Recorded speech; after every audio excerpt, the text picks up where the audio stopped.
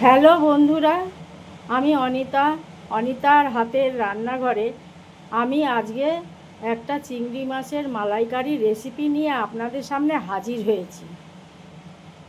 এইবার এই হচ্ছে আমার চিংড়ি মাছগুলো আমি নুন হলুদ দিয়ে রেখেছি। এই নুন হলুদ দিয়ে চিংড়ি মাছগুলো আমি মাখিয়ে নিচ্ছি।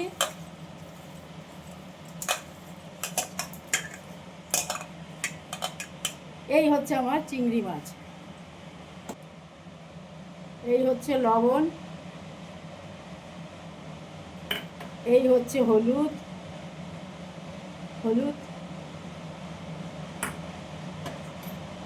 চিনি,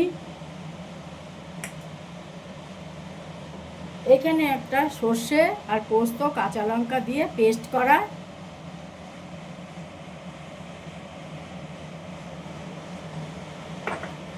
এখানে আছে আমার একটুখানি পেঁয়াজ, 2-3 কোয়া রসুন আর 3-4টে কাঁচা লঙ্কা একসঙ্গে আমি এটা পেস্ট করে নিয়েছি। আর এই হচ্ছে আমার নারকেলের দুধ।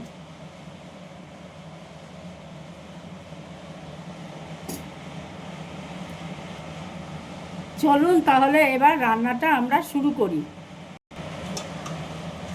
এবার কড়াইতে আমি সরষের তেল দিয়ে দিয়েছি।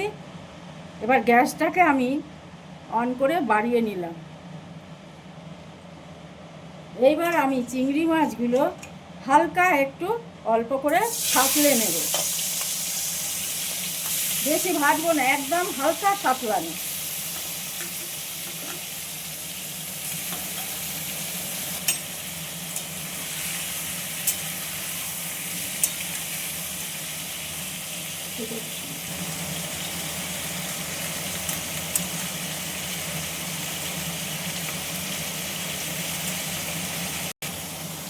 চিংড়ি মাছগুলো আমার সাঁতলানো হয়ে গেছে, এবার আমি তুলে নেব।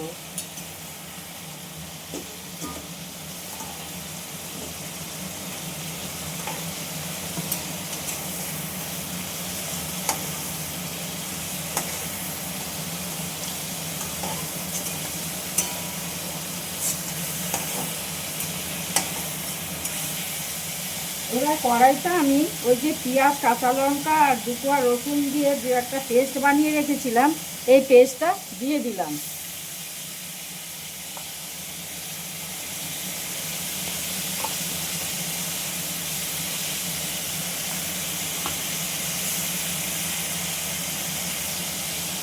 এটাকে এবার ভালো করে আমি নেড়ে চেড়ে কষিয়ে নেবো আগে, নাহলে এইটার একটা কাঁচা গন্ধ থাকতে পারে। এই জন্য এটা ভালো করে ভাজা ভাজা করে কষিয়ে নিতে হবে। ভালো করে এবার এটা আমি কষিয়ে নিচ্ছি মশলাটা।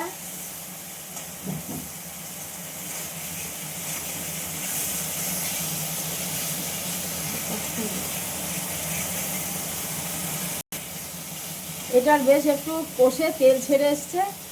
এইবার আমি সর্ষে পোস্ত বাটাটা দিয়ে দেব।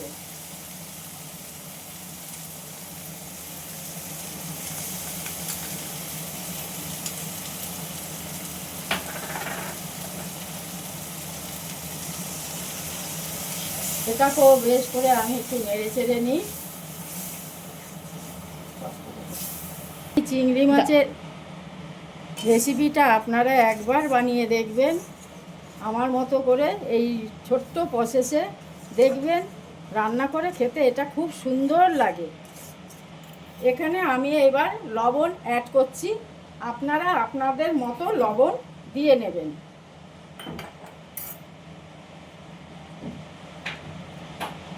এবার হলুদও অ্যাড করে দিলাম, আপনারা আপনাদের মতো দেবেন। এবার আমি এখানে চিনিটাও অ্যাড করে দিলাম।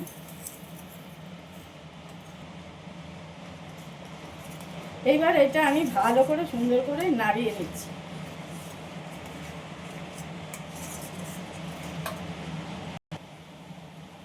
এবার এই মশলাটা আমার দেখুন ফুটে এসছে।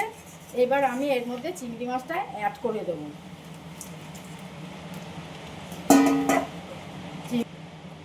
ভালো করে আমি এবার নাড়িয়ে নেব চিংড়ি মাছগুলো দিয়ে, যাতে মশলাগুলো চিংড়ি মাছের গায়ে ভালো করে সুন্দর মতো লেগে যায়। চিংড়ি মাছগুলো আমার একটু সেদ্ধ হওয়ার জন্য আমি ঢেকে দিলাম। বন্ধুরা, আমার এই রান্নাটা যদি আপনাদের ভালো লেগে থাকে, আপনারা এটা বাড়িতে অবশ্যই ট্রাই করবেন। এবং আমার চিংড়ি মাছটা প্রায় হয়ে এসেছে, এবার আমি ঢাকনাটা খুলে দিলাম। এবার একটু নেড়ে নিই, নেড়ে চেড়ে এটাকে।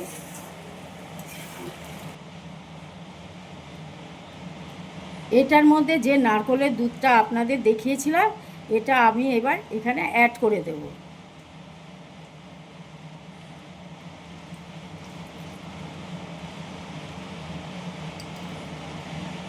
এই নারকেলের দুধটা আমি কুড়িয়ে নিয়েছি আগে, তারপর এটা মিক্সিতে পেস্ট করেছি, করে একটা ন্যাকড়া দিয়ে ভালো করে চিপে ছেঁকে এই দুধটা বার করে নিয়েছি। দেখুন চিংড়ি মাছটা আমার সুন্দরভাবে হয়ে এসছে। এবার বন্ধুরা, আমার এই রেসিপিটি যদি আপনাদের ভালো লাগে, আপনারা আমার চ্যানেলকে অবশ্যই সাবস্ক্রাইব করবেন, লাইক করবেন এবং শেয়ার করবেন। এবার আমি এর মধ্যে একটু কাঁচা সর্ষের তেল অ্যাড করে দিলাম।